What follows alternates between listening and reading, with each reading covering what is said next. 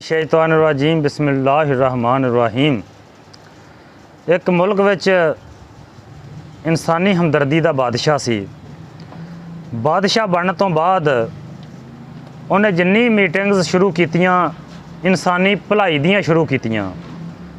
उन्हें जिन्ने सेमिनार किते अपने वजीरां मशीरां नाल सारे ही अपने मुल्क की गरीब आवाम नूं उठाउण वास्ते किते, यानी कि उपर उठाउण वास्ते उन्हां दी हालत माली हालत बेहतर बनाउण वास्ते किते।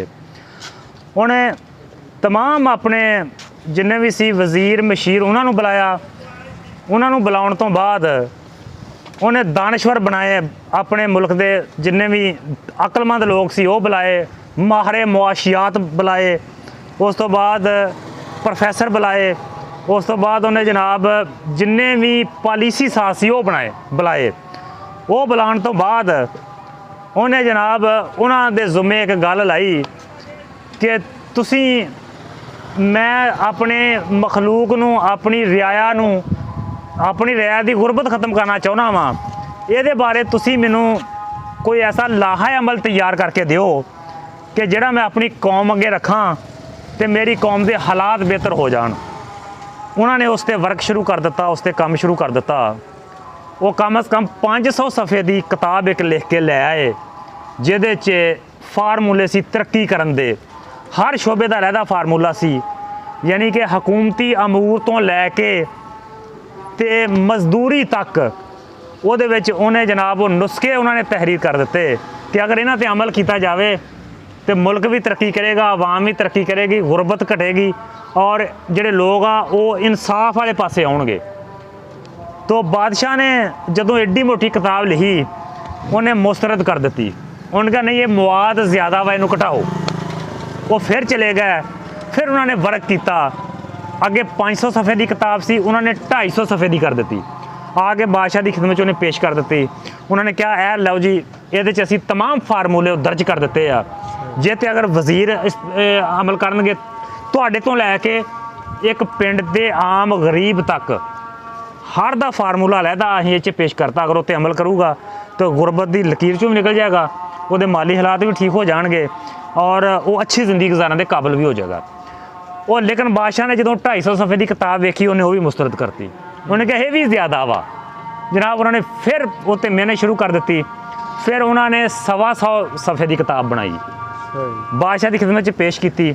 वो इंसान दोस्त अपनी रियाया दोस्त बादशाह सी, सिर्फ आपका पेट ही नहीं सी भरदा। बादशाह ने वो 125 सफ़े की जी किताब से भी मुस्तरद कर दी।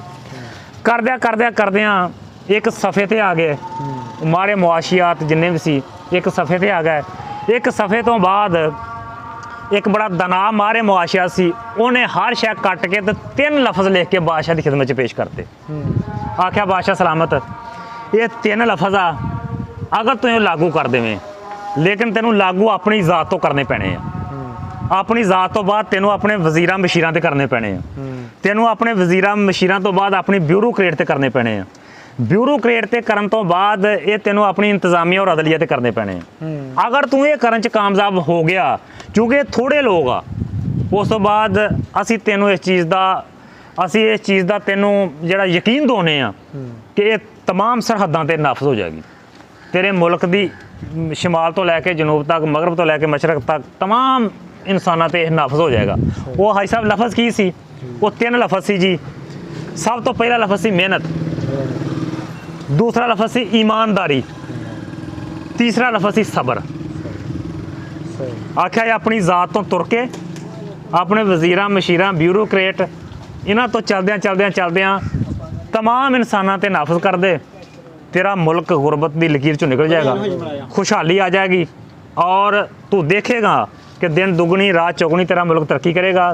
तेरा मुल्क अगर मकरूज़ आ तेरे कर्जियां की अदायगी हो जाएगी और तेरे मुल्क च जिन्नी जराइम हो रहा है, जिन्नी जी बेरा रवी आ, जिन्नी चोरी डकैती और जिन्नी करप्शन आ, अगर सारी ना खत्म हो सानू फाहे ला दी, असी फांसी की सज़ा झल्लांगे। तो हज़रात ग्रामी साडे मुल्क दे अज कोई इंज दे हालात आ, दुआ करो साडा भी कोई हाकम ऐसा आवे जिहड़ा मुआशत बदले मीटिंग करे, कॉन्फ्रेंस करे, जिहड़ा अपने मुल्क की गुरबत खत्म करने वास्ते काम करे, जिहड़ा ज़रे मुबादला वधाउण वास्ते काम करे और जिहड़ा मुल्क के कर्जे उतारन की गल करे। रिया वास्ते काम करे। तो ये दुआ करो अल्लाह ताला सानू भी ऐसा हुक्मरान नसीब फरमा देवे और सानू भी उंज दे बन दी तौफीक अता फरमावे। इजाज़त चाहांगा जी। अल्लाह हाफ़िज़। अस्सलाम वालेकुम।